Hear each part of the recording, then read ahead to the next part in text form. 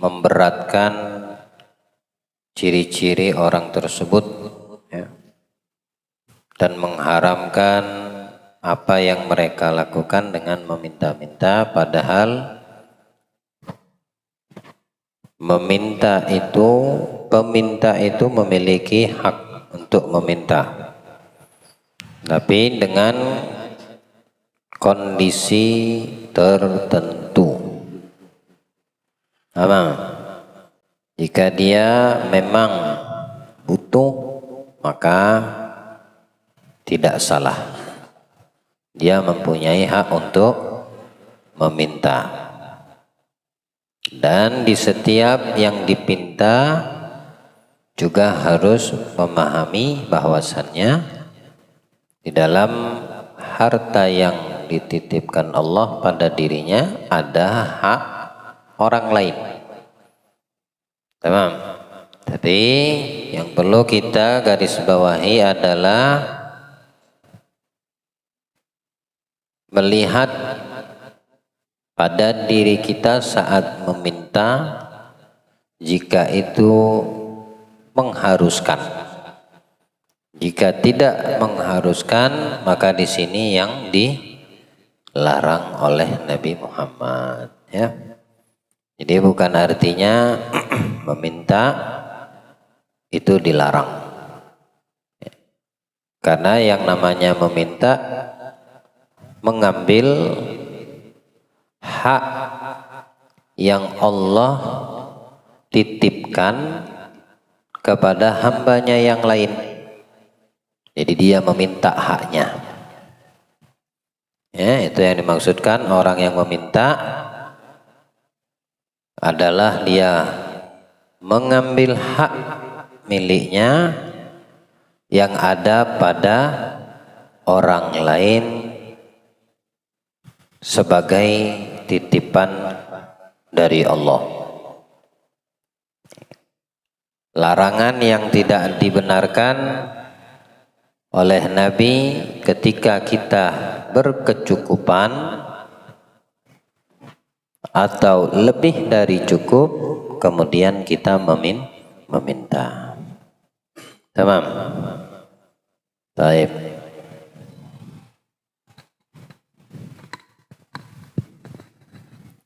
Keadaan orang-orang yang meminta.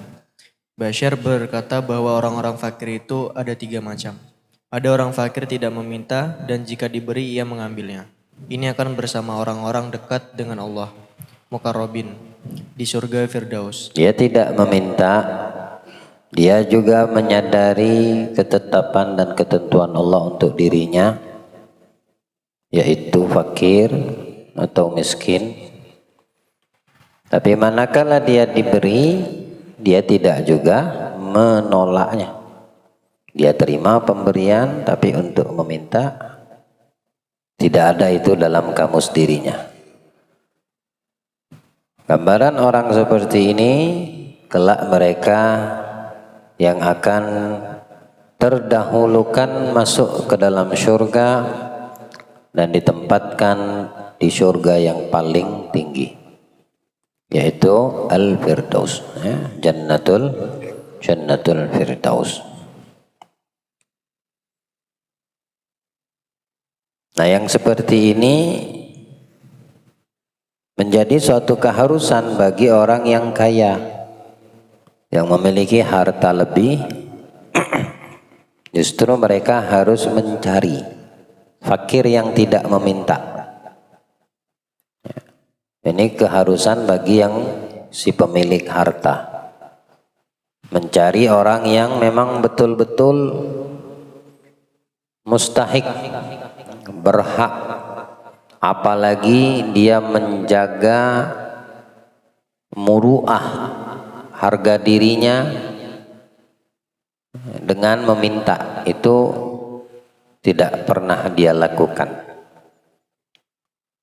Nah, dapat orang seperti ini maka pegang, ya, kebutuhannya penuhi, ya, bila perlu diagendakan setiap bulan.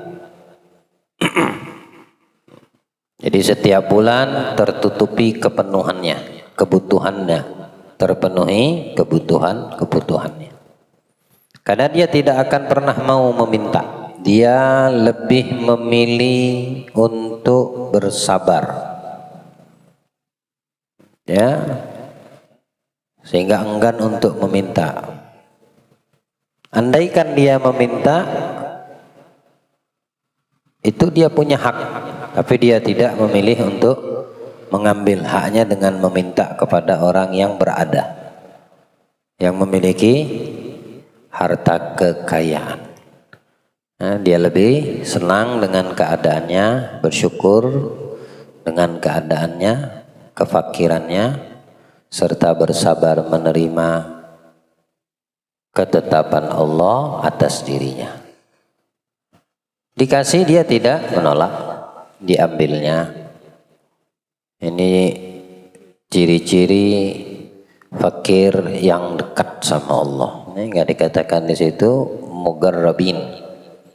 Ya, mugarrab itu orang yang Allah izinkan atasnya untuk mendekatkan dirinya kepada Allah. Ada mugarrab. Ya. Karena tidak semua orang yang berupaya mendekatkan diri dan hatinya kepada Allah diizinkan sama Allah. Dia sudah berusaha, tapi Allah belum mengizinkan dia untuk menjadi hambanya yang mendapat kemuliaan dekat dengan Allah. Sebagai ujian. Karena Allah ingin melihat seberapa besar kesungguhan manusia itu di dalam pendekatan dirinya. Kalau dia terus mengetuk pintu Allah dengan sungguh-sungguh, maka Allah akan mengizinkannya untuk masuk ke dalam rahmatnya, dalam naungan kasih sayangnya. Baik, ini orang yang tingkatan surganya tinggi. Ya. Jarak antara orang kaya dengan miskin yang masuk surga, dua-duanya masuk surga. Tapi didahului oleh mereka fakir, mereka yang miskin. Itu 500 tahun lamanya perjalanan. Luar biasa. Orang miskin sudah menikmati isi dari al-jannah. Orang kaya belum lagi masuk, masih 500 tahun lagi baru dia sampai, baru dia bisa masuk. Allah jadikan kita min ahlil jannah, a'lal jinan fil firdausi a'la. Al-firdaus a'la berisikan para nabi dan rasul. Kemudian orang-orang yang syahid menegakkan kalimat la ilaha illallah di medan peperangan. Kemudian orang-orang solehin, orang-orang yang soleh, yang beramal soleh dan istiqomah dalam kebaikan amalnya, amal solehnya. Itulah mereka penghuni surga yang paling tinggi. Allah ja'alna minhum. Allah jadikan kita insya Allah. Baik. Ada orang fakir yang meminta ketika membutuhkannya. Ini bersama para sidikin dari golongan kanan, ashabul yamin. Dengan ini menjadi jelas 5 keadaan orang fakir yang telah kami jelaskan sebelumnya. Walaupun dalam keadaan darurat, meminta-minta itu tetap mengurangi derajat. Nah, orang yang meminta itu mengurangi derajatnya di sisi Allah Subhanahu wa ta'ala. Makanya orang yang fakir sabar, mengerti, dia tidak mau meminta. Meski dia dapatkan apa yang dipintanya, tapi dia memahami turunnya derajat di sisi Allah, maka dia lebih menjaga itu. Ya, dia lebih memilih derajatnya tetap tinggi di sisi Allah dan menyabarkan dirinya, keadaannya dengan kefakiran dan kemiskinannya, dan tidak mengeluh. Subhanallah, dia tidak mengeluh. Manusia ini ketika tahu dan memahami, mengenal siapa dirinya, maka tidak akan keluar dari dirinya keluhan-keluhan. Yang banyak mengeluh di antara kita adalah manakala kita belum mengenal siapa diri kita. Orang kalau belum mengenal dirinya, maka banyak mengeluh. Mengeluh dengan keadaan, mengeluh dengan ketetapan Allah. Yang justru kadang mengeluh itu menjadikan sebab dosa mengeluhnya lebih besar daripada keluhannya. Kenapa aku dalam keadaan seperti ini? Kenapa ya hidup Anda sengsara? Yang menjadikan dan menetapkan apa yang kamu dapatkan adalah Dia, Allah. Kenapa ente mengeluh? Nah, di saat itulah mengeluhnya manusia tersebut justru merugikan dirinya. Dan dosanya lebih besar daripada sekedar keluhan yang dilakukan. Aku sudah maksimal, sudah berusaha, tapi kenapa yang kuharapkan tidak aku dapatkan? Belajar kita untuk menerima takdir Allah, menerima ketetapan yang sudah Dia tetapkan. Meski itu sesuatu yang bukan kita harapkan. Ya. Sehingga tidak kita menjadi manusia yang demen mengeluh. Orang yang mengeluh itu ada orang yang protes. Kalau orang itu sudah protes, berarti dia tidak menerima apa yang ditetapkan Allah atas dirinya. Nah, itulah yang jadi sebab dia merugi. Alhamdulillah. Baik. Ibrahim bin Adham berkata kepada Syakik bin Ibrahim ketika datang kepadanya dari Khurasan, bagaimana engkau tinggalkan? Khurasan ini bagian dari Baghdad ya. Khurasan itu bagian dari Baghdad. Ada juga bagian dari dahulunya Persia, daerah Khurasan. Tapi yang dimaksudkan di sini Baghdad, Irak. Kalau sekarang namanya Irak. Bagaimana engkau tinggalkan orang-orang fakir dari sahabat-sahabatmu? Syakik menjawab, aku tinggalkan mereka dalam keadaan jika diberi sesuatu mereka bersyukur, dan jika tidak diberi mereka bersabar. Syakik mengira bahwa ketika menyifatkan mereka tidak suka meminta, berarti ia telah memuji mereka di sisi Ibrahim. Ibrahim berkata kepadanya, demikianlah engkau tinggalkan anjing-anjing balak. Syakik berkata kepadanya, bagaimana orang-orang fakir di negerimu, ya Aba Ishak? Ibrahim menjawab, orang-orang fakir di negeri kami jika tidak diberi mereka bersyukur, dan jika diberi mereka mengutamakan orang lain. Ya, kembali keadaannya. Padahal sama-sama dikategorikan fakir dan miskin. Yang satu ketika diberi dia bersyukur. Yang satu ketika tidak diberi justru dia bersyukur. Subhanallah. Kalaupun dia diberi, dipaksa untuk menerima, dia berikan kepada yang lebih membutuhkan.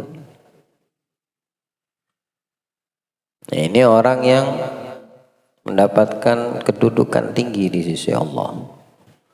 Kalau kita kan beda, nggak diberi marah, diberi rasa nggak cukup, beda lagi kita.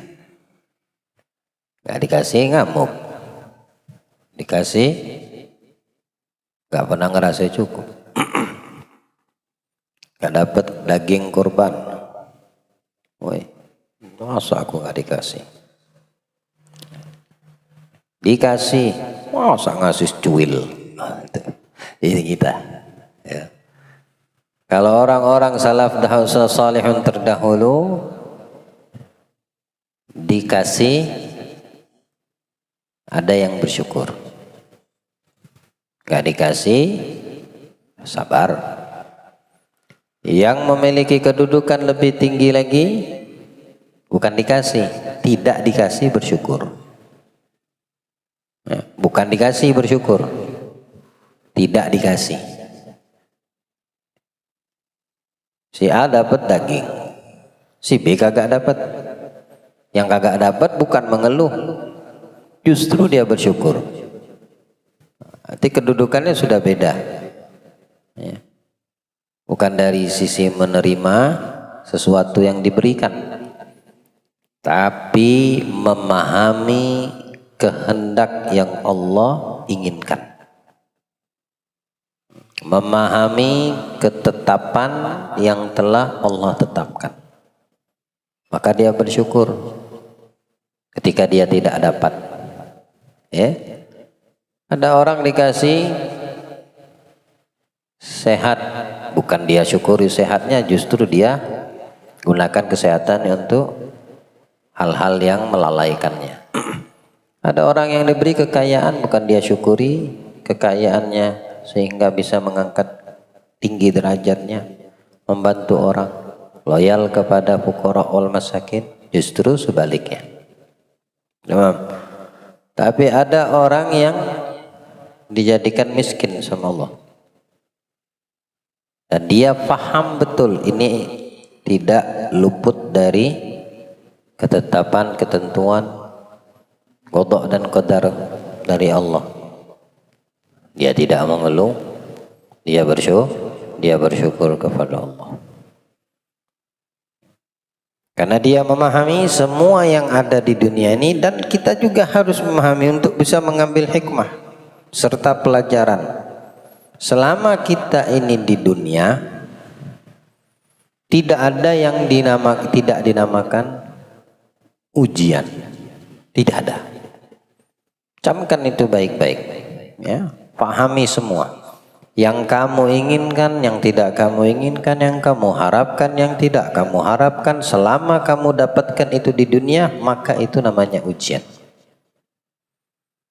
Ya. Perhatikan firman Allah Ta'ala, hal ata 'alal insan hinu minad dahri lam yakun syai'an madhkura. Bukankah telah pernah datang kepada manusia yang sama sekali tidak disebut, tidak ada sama sekali manusia, kemudian disebut. Awalnya nggak ada manusia, nggak ada sebutan manusia, kemudian disebut sama Allah. Manusianya belum diciptakan, nah, awal pertama Nabi Adam, tapi baru disebut. Tadinya nggak ada sama sekali, jangankan diciptakan, disebut aja nggak. Lalu disebut, baru dijadikan. Prosesnya dari sisi Allah, dengan sebab atau tanpa sebab?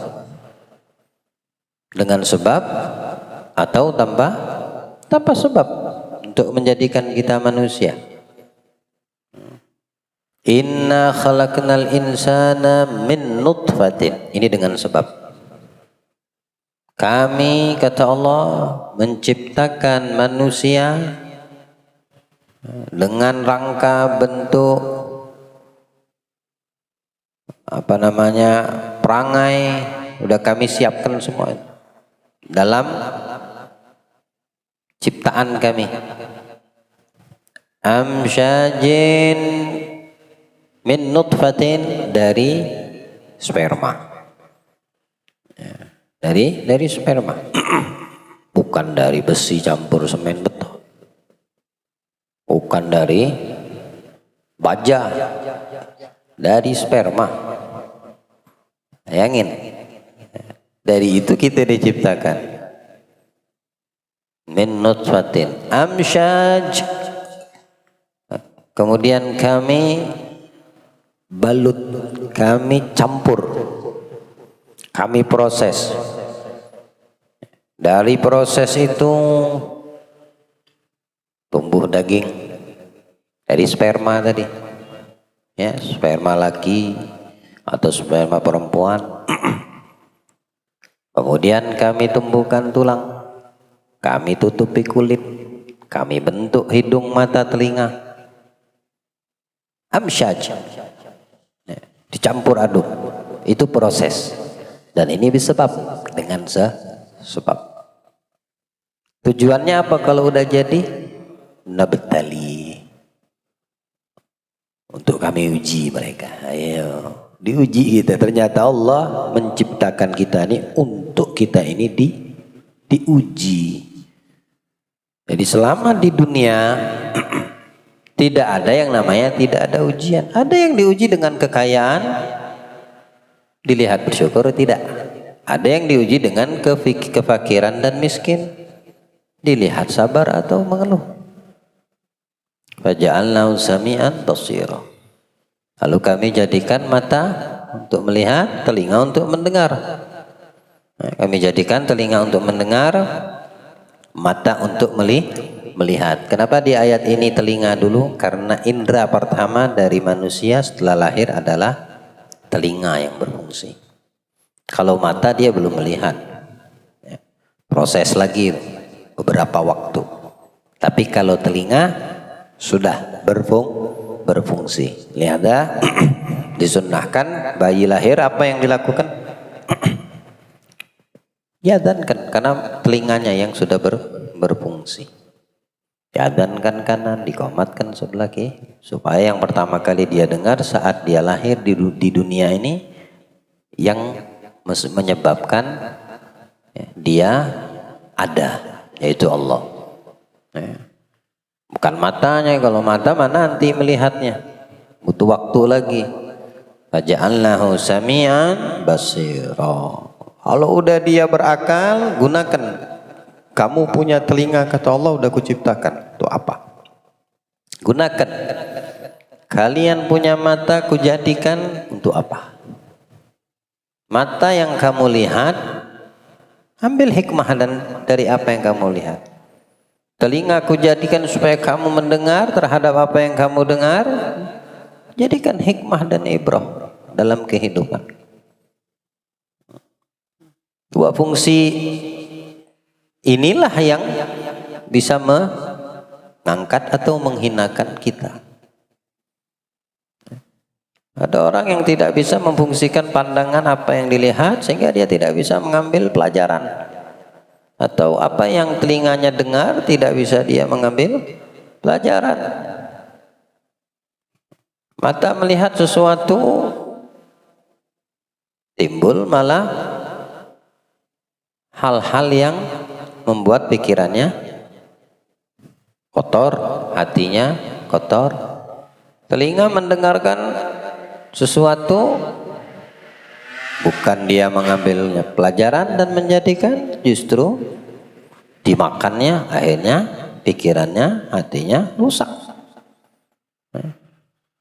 Itulah orang yang tidak memahami kenapa Allah menjadikan telinga untuk mendengar, mata untuk memandang. Dapat omongan ini ditelan mentah-mentah. Benci sama ini orang, benci sama situ. Baru mendengar aja udah memvonis. Nah, jadi tidak ada di dunia ini kecuali ujian. Ya, Allah menciptakan dengan sebab. Apakah ada Allah menciptakan tanpa sebab? Ada. Nabi Adam ada sebab? Mana ada? Maksudnya dengan pernikahan? Tidak ada. Dibentuk, ditiupkan lo, hidup. Sayyidatuna Hawa dengan pernikahan adanya? Tidak. Dari Adam itu sendiri. Diambil bentuk, ditiupkan lo, hidup. Apa? Nabi Isa. Nabi Isa apakah dengan sebab? Tanpa sebab. Jadi tidak mustahil bagi Tuhan kita Allah Ta'ala untuk menjadikan segala sesuatu atas kehendaknya bisababin atau bila sababin, tanpa atau dengan sebab. Tamam. Qalat kaifa yakunu li ghulamun wa lam yamsasni bashar. Bilang Siti Maryam berkata, bagaimana aku bisa mengandung? Bagaimana aku bisa hamil mengandung? Wa lam yamsasni bashar. Tidak ada satupun laki-laki yang pernah menyentuhku. Menikah kagak, apalagi menyentuh. Apa jawab Allah melalui Jibril? Qala kadzaliki. Udah seperti itu kata Allah. Kan Siti Maryam bertanya, bagaimana aku bisa mengandung padahal belum disentuh sama manusia. Dan aku bukan wanita pezina. Lam yamsasni bashar wa lam akun baghiyah. Aku bukan pezina. Di benaknya bertanya-tanya, bagaimana? Orang umumnya menikah, kemudian berhubungan, dari sebab itu lahir, mengandung dan melahirkan. Lah disentuh, walam aku seorang wanita yang tidak bermoral, dalam tanda kutip pezina. Baghiyah di sini artinya yang sering kali berzina.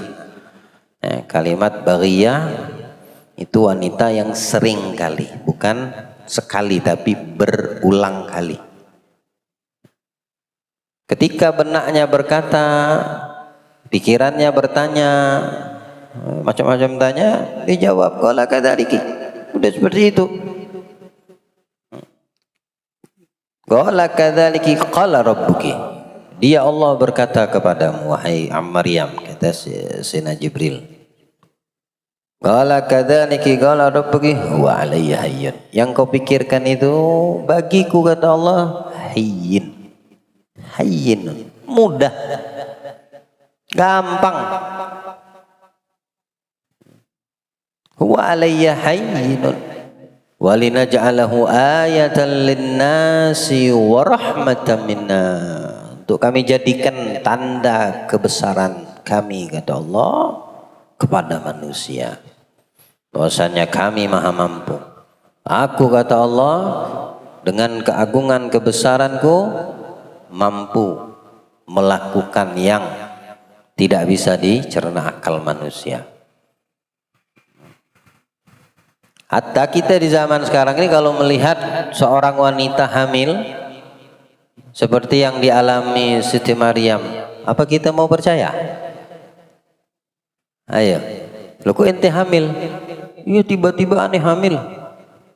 Aneh tidak pernah disentuh hamil laki-laki. Gak pernah aneh juga menikah, tapi aneh mengandung. Jangan-jangan aneh disentuh sama jin, mulang hayal. Ini hukum dohir. Dalam kehidupan dunia ini kagak ada yang berkaitan dengan gaib. Hatta sama jin juga kawin, ya, menikah dengan jin ada. Bagian ulama mengatakan ada. Tamam. Itu terjadi kepada ibunda Nabi Isa. Idza qalla amran, ya, kalau udah menentukan ketetapannya, apa yang dikatakan dan dibilang Allah, kun fayakun. Nabi Zakaria, lihat bagaimana Nabi Zakaria udah tua, istri beliau mandul. Wa kanat imraati aqira. Minta Nabi Zakaria itu udah tua, minta, belum punya keturunan, khawatir siapa yang bakal meneruskan apa yang aku dapatkan kemuliaan dari Allah, siapa yang akan melanjutkan dakwah daripada Taurat. Maka minta Nabi Zakaria, ya. Idnada rabbahu nidaan khafiyah. Ketika Nabi Zakaria meminta berdoa kepada Tuhannya Allah, nidaan dengan doa khafiyah, khafiyah mukhlisan, ya, minta dengan kata-kata ucapan kata hati yang terdalam, penuh dengan keikhlasan. Qala rabbi inni wahana al-'azmu minni washta'ala ar-ra'su syaiba wa lam akun bidu'aika rabbi syaqiyya. Ya Allah, ane udah tua, umur udah lanjut, wahana al-'azmu, tulang udah rapuh, rambut udah putih, tubuh nggak keker kayak masih muda, tapi pengen punya keturunan untuk melanjutkan risalah kenabian sang ayah. Wa inni khiftul mawaliya min warai, aku khawatir terhadap orang-orang setelahku, bagaimana nasib mereka, keadaan mereka, butuh kepada penerus. Wa kanat imraati akhir, tapi istriku mandul. Itu dalam doanya Nabi Zakaria kepada Allah. Ada dia katakan, Sayyidil Habib Umar, siapa orang yang di dalam meminta berdoa kepada Allah penuh dengan kesungguhan dari lubuk hati yang paling dalam dan ikhlas saat dia meminta kepada Allah, ya ta'athar, doanya membekas. Doanya membekas. Karena orang yang berdoa itu dalam satu kali panjatan doanya 3 dikabulkan. Ya. Tapi di dalam memahami makna kabul jangan juga kita salah. Sehingga dengan itu kita tidak lagi berdoa. Akhirnya kita udah buruk sangka sama yang kita meminta padanya. Orang kalau berdoa itu pertama kata Nabi bisa dikabulkan seketika sama Allah dari apa yang dipinta. Wa imma, kalau tidak saat itu Allah jadikan permintaan doanya itu sebagai pelindung dirinya dari musibah dan bala. Ya, penghapus. Tadinya dia bakal terkena musibah nih, bala yang tidak diinginkan, tapi karena doanya dia tidak dikabulkan dengan doa, dikabulkan dengan cara tidak diberikan Allah apa yang dia minta, tapi Allah ganti dengan menghindarkan musibah yang akan menimpa dirinya. Wa imma, atau yang ketiga, disimpan sama Allah doanya, nanti Allah berikan pahala dari setiap doa yang dipanjatnya di hari kiamat. Disimpan dulu sama Allah. Hingga orang-orang yang mendapatkan apa yang dimintanya waktu hidup di dunia, dia dapatkan ketika sudah hari kebangkitan. Mereka kaget, mereka sekaligus kagum. Ya Allah, tidak pernah mengamalkan kebaikan sebanyak ini. Bilang Allah, ini doa yang kau minta waktu masih hidup dan kusimpan. Sekarang aku gantikan dengan banyak kebaikan dan pahala. Apa jawab mereka? Andai aku tahu waktu masih hidup, maka aku habiskan waktu hanya berdoa dan berharap di akhirat diberikan. Tidak mau dikabulkan di dunia. Ya, jadi tidak ada yang rugi orang yang berdoa, melainkan 3 ijabah dari Allah. Ya, jadi pahami makna Allah mengabulkan. Ya, bukan berarti minta harus dapat. Ya, itu salah satunya. Atau dihindarkan Allah dari musibah, atau Allah simpan dan diberikan nanti pahala yang banyak dia di akhirat. Membekas doa Nabi Zakaria, membekas dari apa yang dipintanya. Kalau Allah memberikan kabar baik, ya Zakaria, ya wahai Zakaria, inna nubashiruka bighulamin ismuhu Yahya. Kami berikan apa yang kau minta. Kau khawatir terhadap penerus. Ya, siapa yang akan melanjutkan ini? Taurat. Ya, kamu minta istrimu, kau bilang mandul. Ya, kalau mandul dalam medis bisa punya anak? Ya, itu kata dokter. Nah, kata Allah beda. Ya, mandul, divonis mandul. Lala istri Nabi Zakaria, Allah ceritakan dalam Al-Quran, mandul. Justru Nabi Zakaria sendiri yang memvonis wa imraati akhir. Lama sudah menikah tidak punya anak. Sampai tua belum punya anak. Istri sudah dikatakan mandul. Tapi bagi Allah, kami kabarkan permintaan doamu untuk yang kau khawatirkan sebagai penerusmu. Walaupun kau katakan istrimu mandul, kami kasih kabar gembira dengan seorang anak laki-laki. Kami kasih nama Yahya.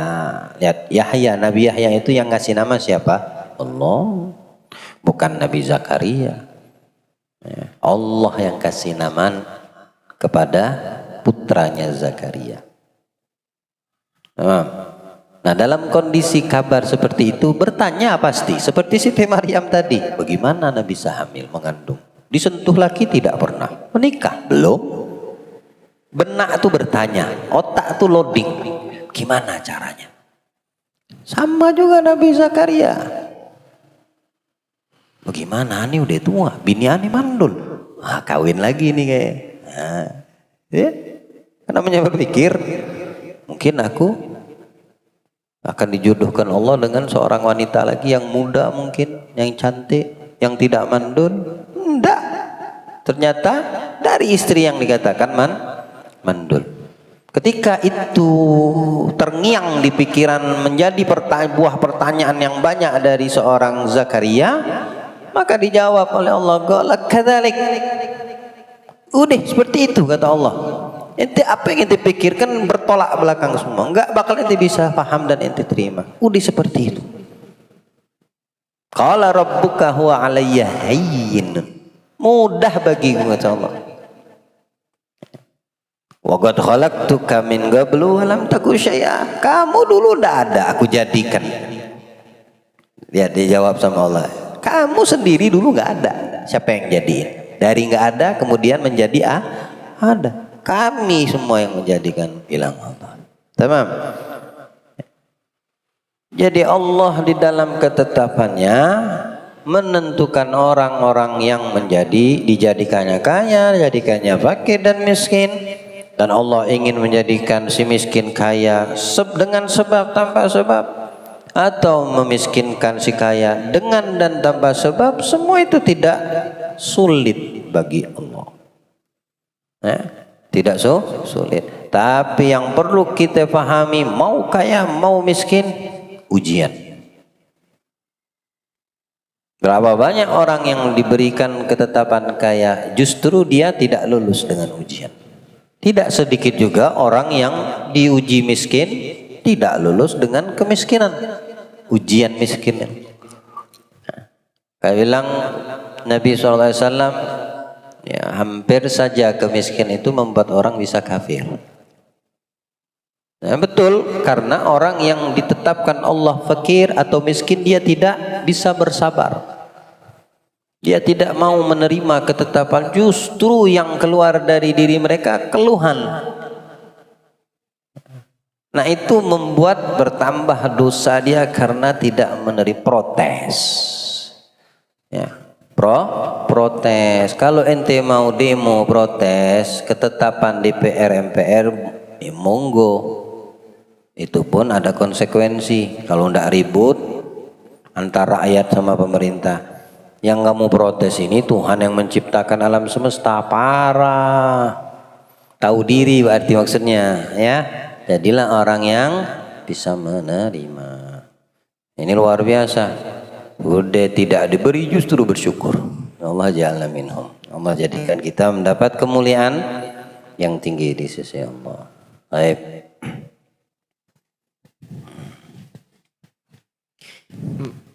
Maka Syakik mencium kepalanya dan berkata, engkau benar wahai guru, ada orang yang mengalami keadaan tertentu sehingga permintaan itu mempunyai keutamaan yang lebih baik daripada meninggalkannya.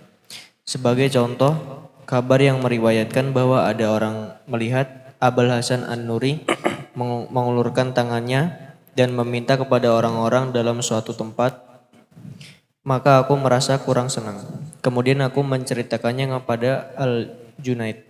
Maka Al-Junaid berkata, jangan mempersoalkan hal ini, karena An-Nuri tidak meminta kepada orang-orang kecuali untuk memberi mereka. Sesungguhnya ia hanya meminta dari mereka guna memberi ganjaran bagi mereka di akhirat, sehingga mereka mendapat pahala tanpa merugikannya. Seakan-akan ia mengisyaratkan kepada sabda Nabi Shallallahu Alaihi Wasallam, tangan pemberilah yang di atas. Ada yang berkata, tangan di atas adalah tangan orang yang menerima harta. Karena ia memberi pahala dan derajat baginya, bukan bagi apa yang diambilnya. Kemudian Al-Junaid radhiyallahu anhu berkata, berikan timbangan. Kemudian ia menimbang 100 dirham, lalu mengambil segenggam dan melemparkannya di atas 100 dirham yang telah ditimbang. Kemudian ia berkata, bawalah uang itu kepadanya. Maka aku berkata di dalam hati, sesungguhnya benda itu ditimbang untuk diketahui ukurannya. Maka bagaimana ia mencampurnya dengan sesuatu yang tidak diketahui. Ia seorang yang bijak dan aku malu menanyainya. Kemudian aku membawa pundi-pundi itu kepada An-Nuri. An-Nuri berkata, berikan timbangan. Kemudian ia menimbang 100 dirham dan berkata, kembalikan uang itu kepadanya dan katakan kepadanya, aku tidak menerima sesuatu darimu dan mengambil kelebihan dari 100 dirham. An-Nuri berkata, maka aku semakin heran, kemudian aku bertanya kepadanya. Al-Junaid menjawab, seorang yang bijak suka menimbang 100 dirham bagi dirinya demi mencari pahala di akhirat dan melemparkan segenggam uang itu di atasnya tanpa ditimbangnya karena Allah Azza wa Jalla. Maka aku ambil bagian yang milik Allah Azza wa Jalla dan aku kembalikan baginya, kemudian aku mengembalikannya kepada Al-Junaid. Maka ia pun menangis. Kemudian berkata, ia mengambil hartanya dan mengembalikan uang kami. Hanya kepada Allah kita meminta tolong. Lihatlah sekarang bagaimana sifat hati dan keadaan mereka, bagaimana mereka mengikhlaskan amal-amal mereka bagi Allah Ta'ala. Hingga masing-masing menyaksikan hati temannya tanpa mengucapkannya dengan lisan. Naam. Allah jadikan kita daripada sifat mereka ini ada pada diri kita insyaallah. Abul Hasan An-Nuri ini seorang zuhud. Pada zaman Imam Al-Junaid, seorang alim, wali min auliyaillah, zuhud terhadap dunia. Ini menceritakan ada kalanya dia mengambil uang, meminta kepada orang bukan untuk dirinya, justru untuk mengangkat derajat di akhirat nanti orang yang uangnya diambil dari dirinya. Contohnya ada orang kaya, tapi dia tidak gemar mengeluarkan hartanya di jalan Allah, bersedekah, membantu fakir, miskin, membantu orang yang butuh. Dia tidak gemar dalam hal itu. Nah, ketika seorang yang mengetahui orang yang dekat sama Allah, kadang dia pakai cara dipintanya, bukan untuk dirinya. Justru dibuatnya itu harta keluar dan diserahkan kepada orang yang berhak menerimanya. Supaya apa? Supaya dia tidak tenggelam dengan harta kekayaannya. Ya. Harta kok dipendam. Tapi ini bukan tipe-tipe orang yang dermawan. Nah, ada kalanya caranya uangnya diambil, dipintanya, bahasanya minta. Tapi justru uang yang dia keluarkan, yang diambil oleh yang minta ini, diberikan kepada orang yang membutuhkan. Itu menyelamatkan ini orang yang tidak juga dikatakan pelit. Kalau pelit itu tidak mengeluarkan sama sekali, bakhil ya. Ini orang punya duit, banyak harta, kekayaan, tapi sesekali. Kapan moodnya datang dia baru bersedekah. Nah, orang yang seperti ini terjadi di zaman Abul Hasan An-Nuri Imam Junaid. Nah, perbuatan Abul Hasan ini diceritakan kepada Imam Junaid, mengajarkan nggak usah itu buruk sangka. Itu bukan sembarangan orang. Dia itu bukan tipe manusia yang minta-minta. Justru dia menyelamatkan orang yang punya kekayaan tapi sungkan mengeluarkan di jalan Allah. Diselamatkan sama Abul Hasan. Diselamatkan. Baliknya kepada siapa? keutamaan kemuliaan yang dari uang yang dikeluarkan? Ya kepada yang mempunyai harta. Kepada yang mempunyai harta. Adapun yang mengambil harta itu orang yang tidak suka kepada harta. Tidak suka kepada kekayaan. Orang zuhud bagaimana?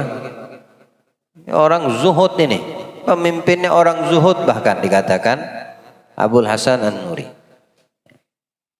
Jadi ada kalanya tangan di atas lebih baik daripada tangan di bawah. Tapi kalau untuk orang yang mood datang baru dia keluarkan hartanya, ya, jadikan ente punya tangan di atas, ngambil harta dia untuk menyelamatkan dirinya sendiri. Ya, justru untuk menyelamatkan diri yang si kaya ini. Ya. Sekarang yang sedekah sebetulnya siapa? Yang minta, yang mengambil uangnya Abul Hasan An-Nuri, atau si kaya yang punya uang? Si kaya yang punya uang. Ya, walaupun bahasanya Abul Hasan yang minta. Ya, kalau tidak diminta dia nggak keluar, tak bakal keluar. Tapi kalau diminta dia nggak juga menahan, dikeluarin. Ya, harus diambil. Ya. Ini orang gemar majelis, senang dengan majelis, tapi sungkan untuk hadir. Nah ini perlu diseret nih orang. Karena dia kalau diseret pasti pergi, nggak bakal dia nolak. Ya. Nah, sekarang yang nyeret dia, yang ngajak dia ke majelis ini, ya, sebetulnya yang diajak siapa? Yang beruntung siapa? Yang dapat kemuliaan siapa? Yang diseret, yang diajak. Ya. Beda kalau diajak dia bengkang. Oh apaan? Ini orang tidak perlu diseret, wala perlu diingatkan. Ente mau seret aja dia nggak mau, apalagi ente ingatkan gitu. Diseret dia nggak mau.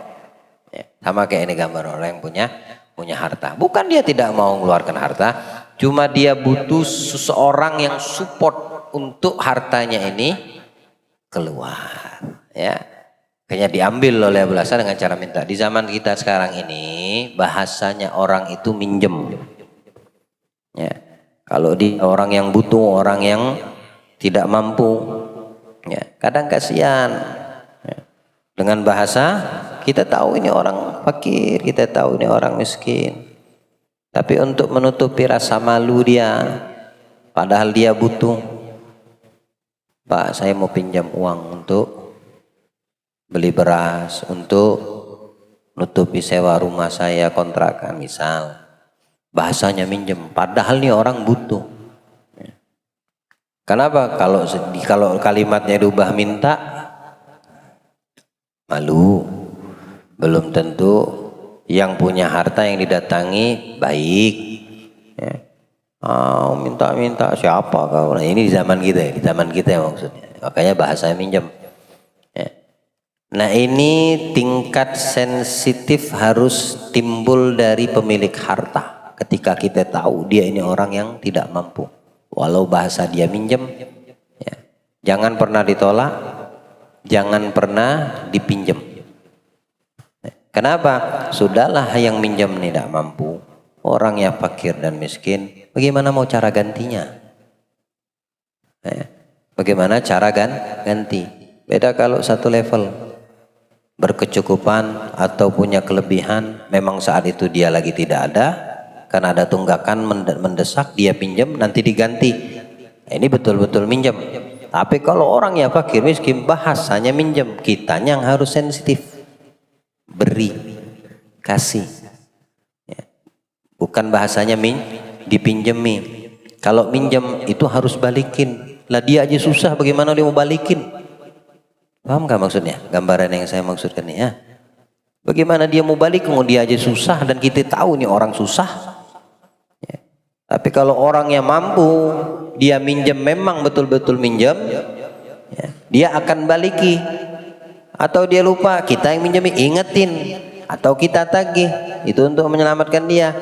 Zaman sekarang ini kalau minjemi sesuatu, bagi orang di luar konteks fakir miskin ya, minjem.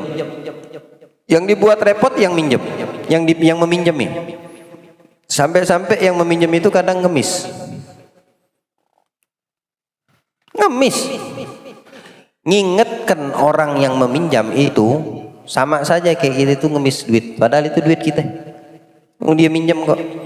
Makanya jangan pernah meminjamkan orang yang fakir dan miskin. Bahasa dari mereka untuk menutupi rasa malu, ya, kemaluan yang ada dalam harga diri mereka itu ditutupi dengan bahasa minjam. Tapi beri, niatkan sedekah, niatkan bantu dia, ya. Walaupun dia bahasanya minjam, okein aja. Yang tahu isi hatimu hanya Allah. Ya Allah, dia minjam tapi aku memberi. Ya. Kalau dia memang komit dibalikin sama dia fakir miskin nih, dibalikin karena bahasa dia minjam, hadiahkan lagi, itu baru betul. Jangan diterima tapi hadiahkanlah, hadiahkan lagi lah. Kalau yang minjam ente uang kaya, ya, mana yang balikin, kagak usah ente pura-pura, ayo deh buat ente aja, ambil. Kalau dia berduit kok, dia mampu lebih dari berkecukupan. Dalam kondisi tertentu dia minjam, dan kita kenal nih orang, kita tahu karakternya orang ini bagaimana. Dia komit saat dia balikin, ya ambil, terima. Beda dengan status fakir miskin. Allahu a'lam, ya. Jadi ada kalanya orang itu diambil dengan bahasa minta. Dengan bahasa minta. Bahkan terkadang datang fakir miskin dengan bahasa minjam kepada kita, itu sebetulnya dia menolong kita. Kita mampu, datang orang tidak mampu, itu sebetulnya kita ditolong sama dia. Karena kebiasaan kita saat ini ketika ada orang minta tolong baru ditolong, bukan mencari orang yang butuh pertolongan. Ya. Orang yang butuh fakir miskin di sekitar itu banyak, tapi untuk kita mencari mentelusuri itu kesungkan dari kita. Lebih banyak kita itu senang orang datang kepada kita.